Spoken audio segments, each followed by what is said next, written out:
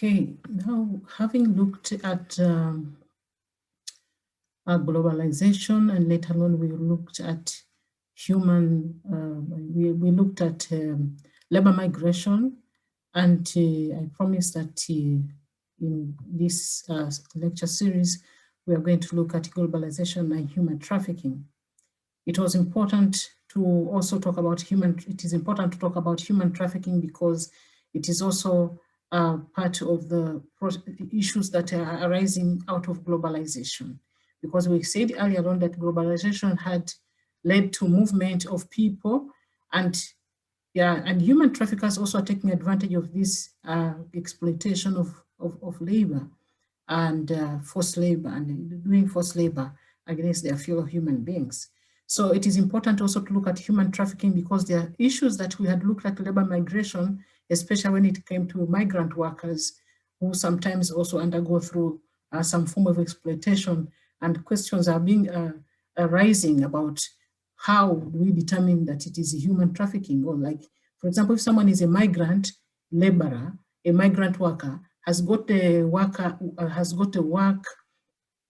contract, but again, when they reach their destination, things change around and then they become exploited. So does it mean that it is known as human trafficking at that point? There are many issues to do with the migrant workers and the issues of human trafficking. Some of the issues are not very clear in terms of whether someone is trafficked unless they have reached that place and then they realize, oh, I think I'm trafficked. Okay, so we shall look at human trafficking. What is human trafficking? So human trafficking is a process of people being recruited in their community and the country of origin and transported to the destination where they're being exploited for purposes of forced labor, prostitution, and domestic servitude, and any other forms of exploitation. But what I can say here is that by the time someone is going to that place, before he or she travels to that place, they actually, most of them actually are not aware that they are being trafficked.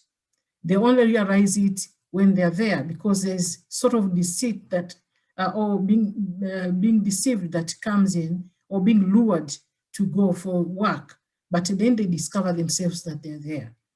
For example, I can give an example. Someone is told that you're going to work in maybe in Saudi Arabia in the supermarket.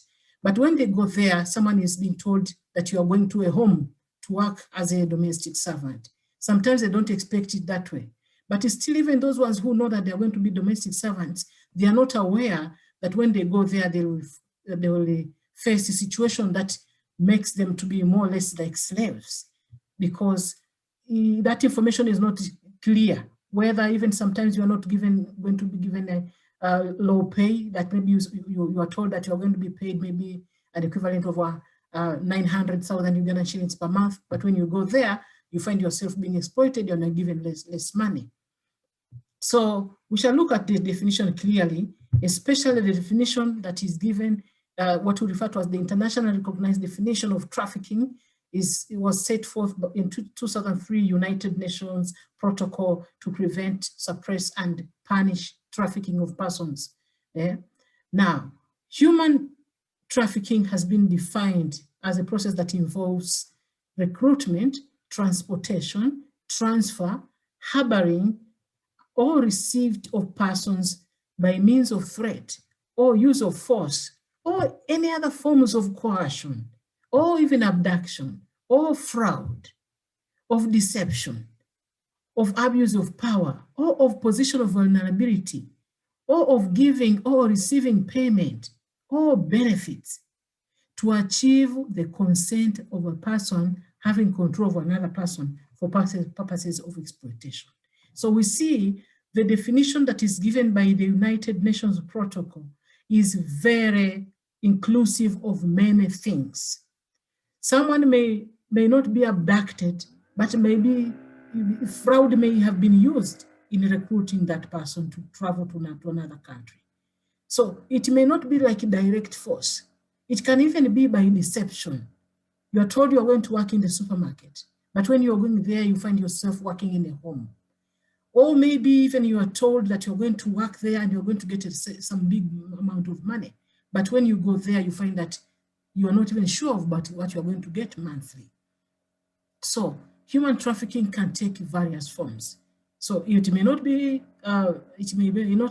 direct force, but it may be, in a disguised manner that you go there so human trafficking involves such things. Okay, so why are we linking this with globalization? As we had looked, globalization is this kind of interconnectedness. As you had seen, the countries are intertwined, they are connected, countries are interdependent, economies are interdependent. So if we said globalization, it can be, because it is brought by technological revolution, so there's a flow of ideas and information from one country to another. So globalization has made the interstate and international trafficking a lot easier. So human trafficking is one of the large and fast-growing criminal industry in the world, with as many as 27 million individuals living in slave-like conditions throughout the world. So there is what we refer to as modern slavery. So even if slave trade was abolished long time ago, but we are seeing some situation which is slave-like. People are living are working in an environment that was full of torture, and some of them are denied food and so on. So this kind of situation is slave-like. That's why we call it some form of modern slavery. Now, let us differentiate between human trafficking and human smuggling. Of course, some people use it as interchange, kind of like meaning the same thing, but it is not. There's a bit of a difference. Human smuggling is the procurement or the buying, or procurement in order to obtain indirectly or directly a financial or any other material benefit of the illegal entry of a person into a state party, of which that person is not a national, is not a native, or a person of a habitual residence of that place. So there is that small benefit that someone gets by someone being allowed in. That is what we call smuggling. And it is actually, they get that material benefit in a very short time. But when you talk about human trafficking, someone is being exploited for a longer term. It can be 2 years, it can be 3 years. So human smuggling that's a difference between smuggling of a person into a country or coercing, and it's different from coercing someone into migrating for purposes of exploiting them. So in the former scenario, the migrant is a willing part. In the latter, the person is either being forced or threatened into migrating, but ignorant of the fact that they are being deceived as to the nature of the intention of that journey or of that trip. So when it comes to human trafficking, it can take various facets or various forms. There is what we refer to as, which is the more common, sexual trafficking. According to the International Labour Organization, 4.5 million individuals are exploited for sex. Women and children especially are found to be trafficked. Sexual exploitation occurs in various settings, including private homes, street, brothels, strip clubs I think in Uganda they call it Ichimansuru, massage parlors, and so on. So there are many forms of sexual exploitations in the various forms. So trafficking in women and children for sexual exploitation is a simmering problem, for example, in South Africa. We have people from the neighboring countries, Lesotho, Mozambique, Malawi, people from South Africa itself and Zambia. They move to major cities in South Africa. It is a destination for regional and extra-regional trafficking activities. And so that is evident everywhere. For example, in Mozambique, the Mozambican traffickers are mainly local women in partnership with some men in South Africa, who transport traffic victims from Maputo to Johannesburg and to Durban. So after impounding the victims' documents and personal properties, they are sexually exploited and abused. You go there and you find yourself, your documents, your travel documents and identity cards have been confiscated, and then you are beginning to be tortured and abused. So that thing is so common because the middle people are the ones gaining out of that kind of business.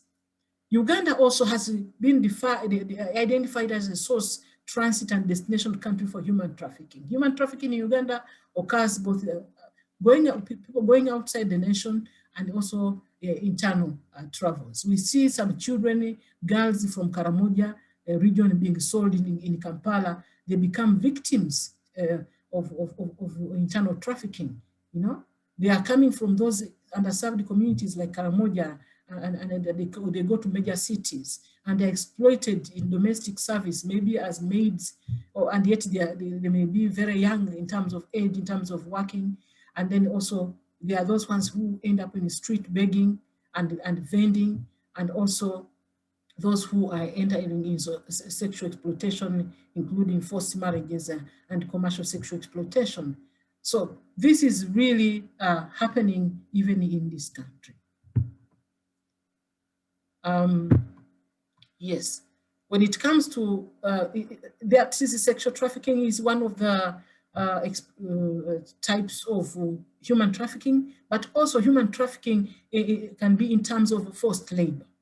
The International Labour Organization estimates that 18.7 million people are subjected to forced labor, 14.2 million of whom are exploited in activities such as agriculture, domestic work, and manufacturing, and so on. So the 14.5 million of whom are exploited for sex.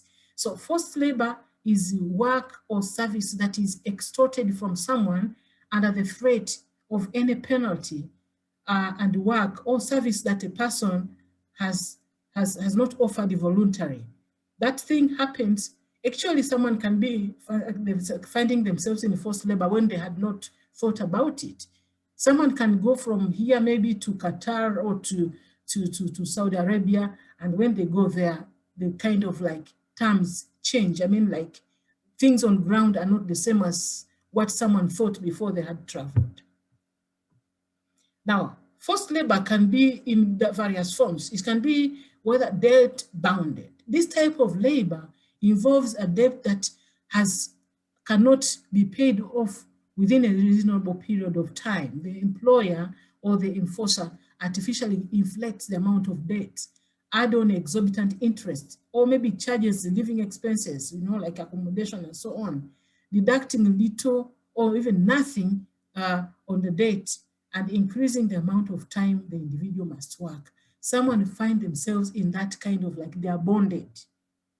You know, sometimes for someone to travel from maybe Uganda, they can pay you a ticket, and then when you go there, maybe they will have to recover money from the same, you know, you're kind of like bounded, and sometimes the money can even increase.